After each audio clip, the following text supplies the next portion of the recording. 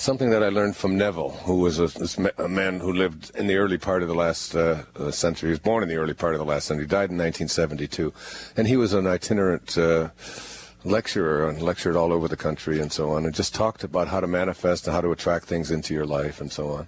And he's the one that said, you do not attract what you want in life, you attract what you are.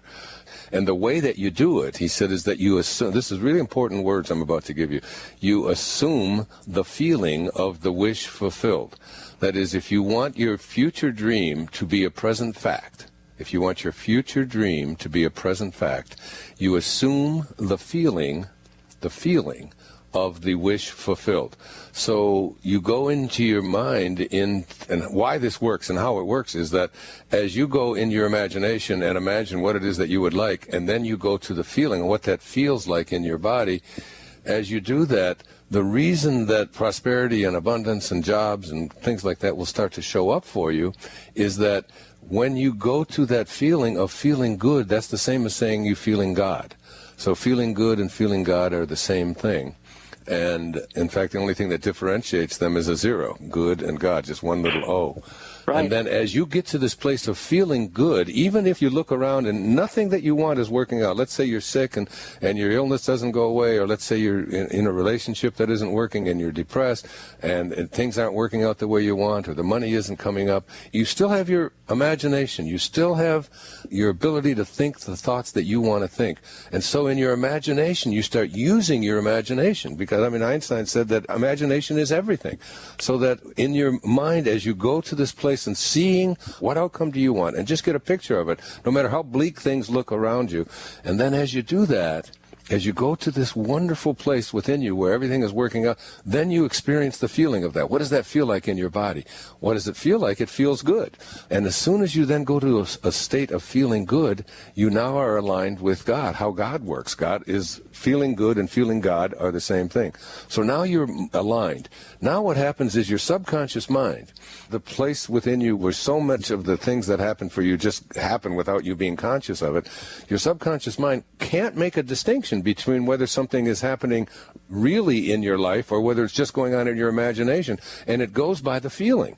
So the key thing here is then the last 5 minutes of the day, as you're going off to sleep at night and you're in your bed, instead of reviewing all the things that make you feel bad and all the things that aren't working and make that the principal occupation of your mind, you're going back to the feeling of, you assume the feeling of the wish fulfilled. You just keep assuming it, and then you go off to sleep. And now you got 8 hours.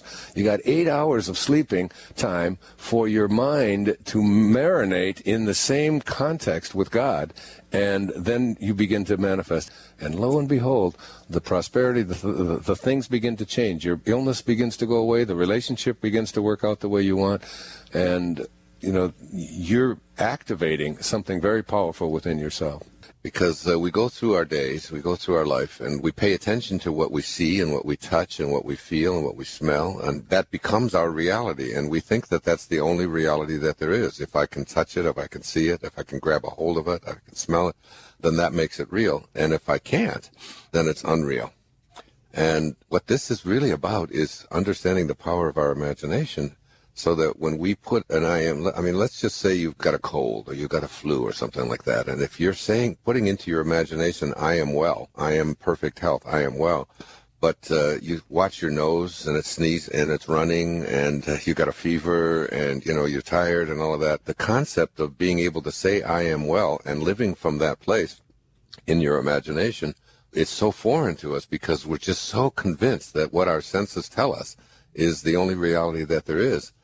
And what this is really all about is being able to live from the end and put it into your imagination. And regardless of what your senses tell you, regardless of what it says on the internet, regardless of what information people are sending to you, regardless of what it says on TV or articles that you read or whatever it is, whatever I am you would like to have, including I am prosperous, I am abundant, And you look at your bank book and you say there's nothing in it, and, and I've got bills, and how can I go around saying I am prosperous when these are all the...